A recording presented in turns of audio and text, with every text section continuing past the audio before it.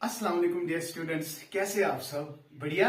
मुझे उम्मीद है कि आप सब खैरियत से होंगे। Okay, once again I welcome you all to my class Hansel's Education Point. बेटा ये सुपरवाइजर की क्लास है जो मैं 8 बजे 5 मिनट दे रहा था। तो आज थोड़ा बहुत मुझे प्रॉब्लम है। मैं एक्चुअली घर आया हूं तो इसलिए मैं 8 बजकर 5 मिनट आपकी क्लास नहीं ले सकता। मैं बहुत देर से पहुंचूंगा, इसलिए मैंने सोचा कि आप उनको तो क्लास होनी चाहिए, है ना। मैं ये नहीं चाहूंगा कि भाई अननेसेसरली मैं आपकी जो क्लासेस स्किप करूं। इसलिए बेटा today you please cooperate with me.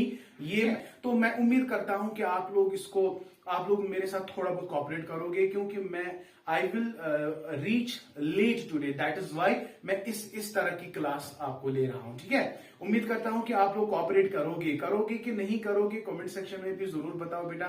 This is very important, क्योंकि क्लास तो होनी चाहिए।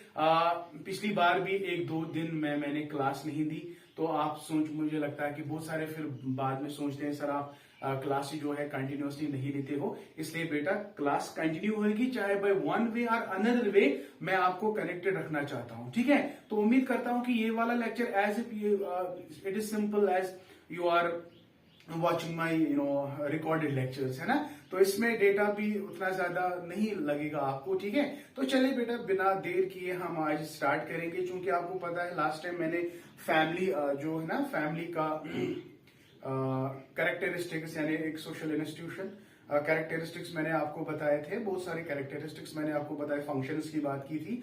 एंड आज हम बात करेंगे, obviously you can see on the board, it is types of family. And once again मैं रिक्वेस्ट आप लोगों से कर रहा हूं कि डू कोऑपरेट माय डियर। तो एनीवेज बाय एनी मीन्स मुझे आपको कनेक्टेड रखना है ना। तो ये ऐसा रोज नहीं चलेगा, जस्ट फॉर 1 डे और 2 डे ऐसा रहेगा। बाकी कोशिश करूंगा खाली आज दिन। तो इंशाल्लाह tomorrow we will be back on the track इंशाल्लाह। बट आज की जो क्लास है इसी तरह आप एंजॉय करोगे। उम्मीद करता हूं कि एंजॉय ही करोगे।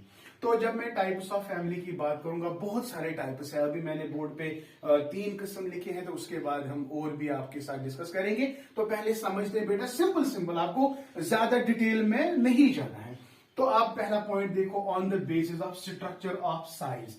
तो ये बहुत इंपॉर्टेंट है, हर एक पॉइंट यहाँ पे इंपॉर्टेंट है। टू द पॉइंट में आपको समझाने की कोशिश कर रहा हूं। पहला है, अगर हम स्ट्रक्चर और साइज की बात करेंगे, व्हेन यू से स्ट्रक्चर, व्हेन यू से size, it means number of family members. You can say number of family members. So on the basis of this we have nuclear family. तो nuclear family आपको पता ही है, ये short family है। इसमें husband आएगा, wife आएंगे and their children. Are you getting my point? So this is what we called as nuclear family. Another family जो है जॉइंट फैमिली, जो जनरेशन आफ्टर जनरेशन चलेगी, जिसमें आपको सारी चीजें आएंगे, मतलब हस्बैंड के फादर, हस्बैंड की मदर, है ना, अंकल, आंट, ऐसा जो जनरेशन टू जनरेशन चलेगी। तो आपको तो ये सिंपल पता है, that is joint family. Sometimes it is also called as extended family. Very good बेटा, इसी तरह आप याद रखोगे। This is very simple my dear. तो यहाँ पे 2-3 या 3 से ज्यादा generation is living together under same roof. तो आपको इस तरह से इसको याद रखना है। Clear my dear? सो क्या आपने याद रखा बेटा? On the basis of size, on the basis of structure, families are of 2 types. One is nuclear family and another is joint family. Simple. Another next classification अगर आप देख सकते हो, on the basis of birth. On the basis of birth अगर हम बात करेंगे, we have family of orientation. देखो बेटा, जब आप कभी कभी क्या होता है, एक बच्चा जब कहीं से किसी फैमिली में जन्म लेता है, फिर वो इसी फैमिली में रहता है उसी में जो कुछ भी इसके अचीवमेंट्स होंगे वो एक ही फैमिली में होती है। That is called family of orientation. उनकी ओरिएंटेशन उसकी फैमिली से होती है। लेकिन जब वो फैमिली के बाद, मैरिज के बाद, वो अलग सा कुछ अपनी फैमिली जनरेट करेगा, उस घर से निकलेगा, फिर अपना कुछ बना लेगा, उसको हम कहते हैं फैमिली ऑफ प्रोक्रिएशन। यानी अब ये फैमिली उसकी नहीं है, वो अलग से अपनी फैमिली बनाता है। तो that is called as family of procreation. After marriage वो सेटल हो जाता है और नए से फैमिली जनरेट हो जाती है। लेकिन ये वाली फैमिली जो है, इसकी जो ओरिएंटेशन है वो उसकी फैमिली की वजह से है, वो वहीं पे रहता है, उसकी फैमिलीज वहीं पे कंटिन्यू हो जाती है। लेकिन यहाँ पे आफ्टर फैमिली वो अपने फैमिली से अलग हो जाता है, फिर वो अपनी फैमिली खुद क्रिएट करता है। That is called family of procreation. I hope बेटा आपको ये समझ आ गया। तो on the basis of birth, तो what you have to remember? You have to remember family of orientation and family of procreation. तो ये जो मैं आपको पढ़ा रहा हूं आज, मैं ये सारा जो फाइल है मैं व्हाट्सएप पे आपको शेयर करने जा रहा हूं. आपको फिर बहुत अच्छे से इसको समझने में, मतलब फिर आपको कोई दिक्कत नहीं होगी. मैं जो पढ़ा रहा हूं वही आप नोट्स में भी देखोगे, आपको फिर मजा आने वाला है. अनदर पॉइंट आप देख सकते हो, third classification, it is on the basis of marriage. ये वाला पॉइंट हमने अच्छे से पढ़ा है कि on the basis of marriage अगर हम बात करेंगे, we have generally monogamy and polygamy. ये तो आप हम लोगों ने पढ़ा है. Monogamy means one husband one wife. Polygamy में again it is of two types, है ना बेटा. One is polyandry and another is polygyny.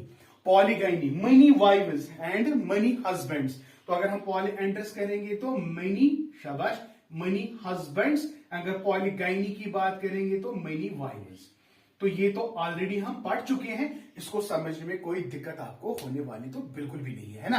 I hope बेटा ये 3 क्लासिफिकेशंस आपको बहुत अच्छे से समझ आ गए. तो चलिए और नेक्स्ट क्लासिफिकेशन की ओर.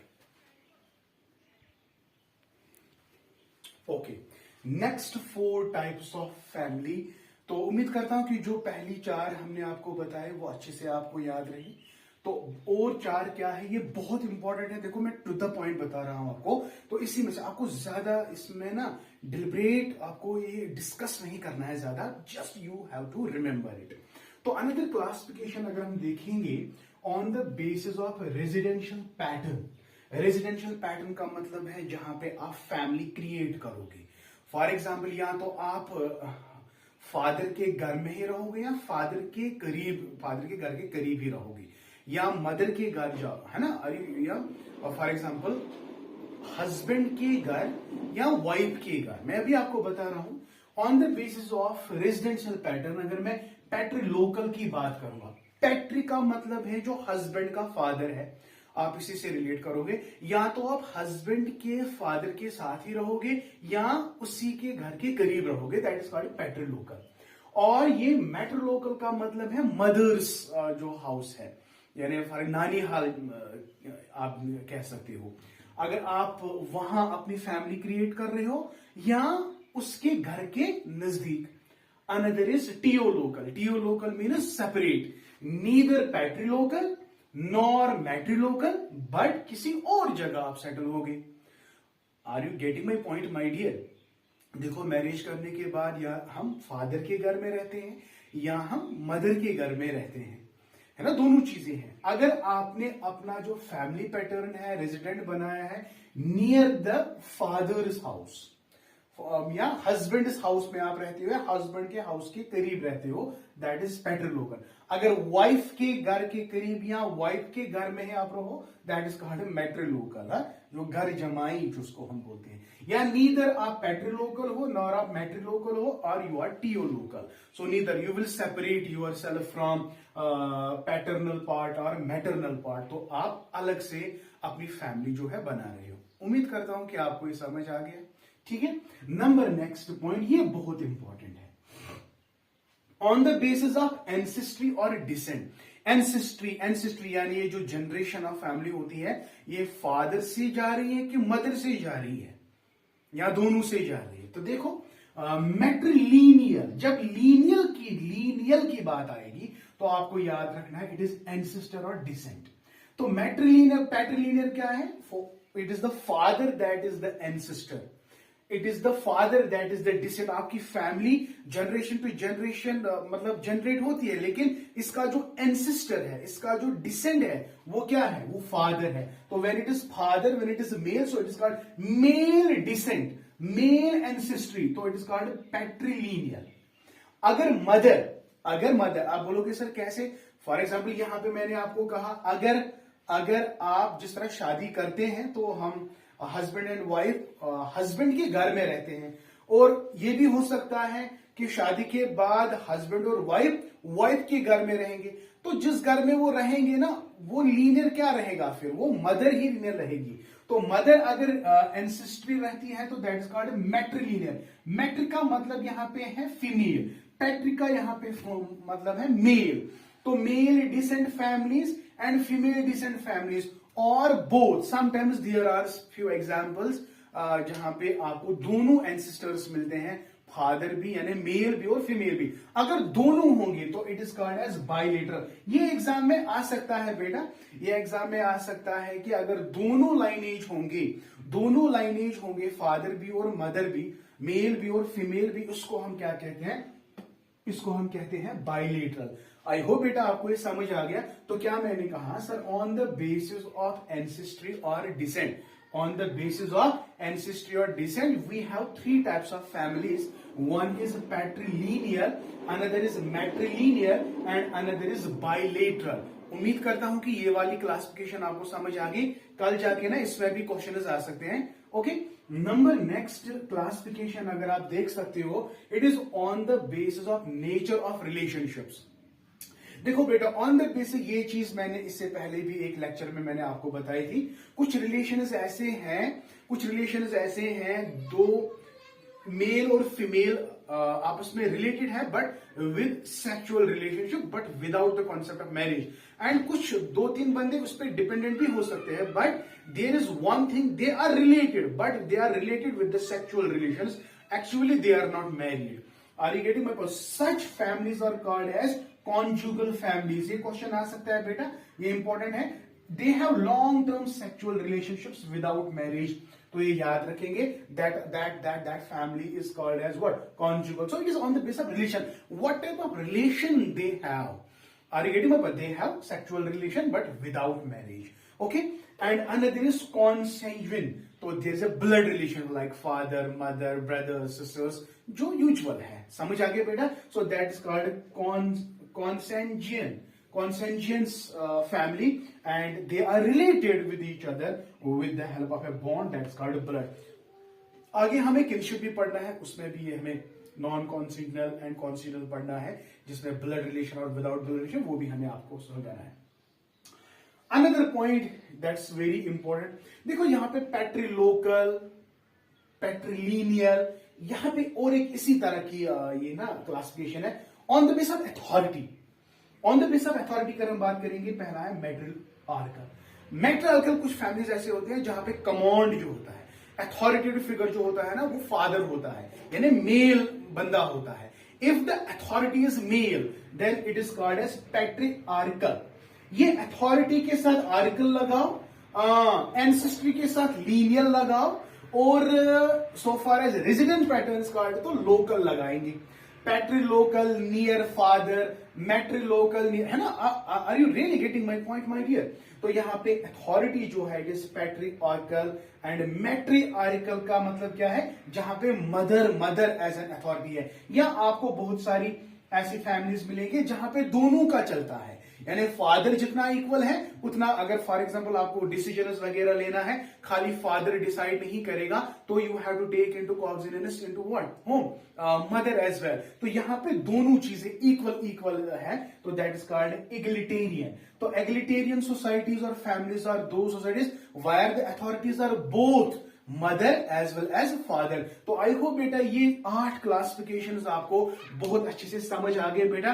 And please once again I request all of you, आज के दिन आप कोऑपरेट करोगे। क्लास तो मैंने आपको ली है, बाई वन वे और अनदर वे मैं आपको कनेक्टेड रखना चाहता हूं, वो मैंने कर दिया है। लेकिन बहुत सारे बच्चों में ये ना दिमाग में चलता रहता है कि सर डिलिबरेटली करता है। I am not doing it deliberately whether you believe or not. So this was today's lecture, and उम्मीद करता हूं छोटा ही है, लेकिन मैंने थोड़ा बहुत, फैमिली का तो हो गया बेटा, अब फैमिली में आपको इतना ही पढ़ना है। उसके बाद इंशाल्लाह कल we will be back on the track इंशाल्लाह। तो tomorrow I will be taking your one more class, that is kinship. तो kinship is very much, every, as I already told you, every point is important. Okay, so this was all about today's lecture. And हाँ my dear, ये lecture खाली आप लोग देख सकते हो जिन्होंने फी भरा है, ऐसा बिल्कुल भी नहीं है कि इसको मैं यूट्यूब पे चढ़ाऊंगा तो ये मेरा फायदा है ना? मैं ऐसी गलती कभी नहीं करूंगा। तो इसको मैं प्राइवेट रख रहा हूं, ठीक है, जब तक आपका एग्जाम कंप्लीट नहीं हो जाता है।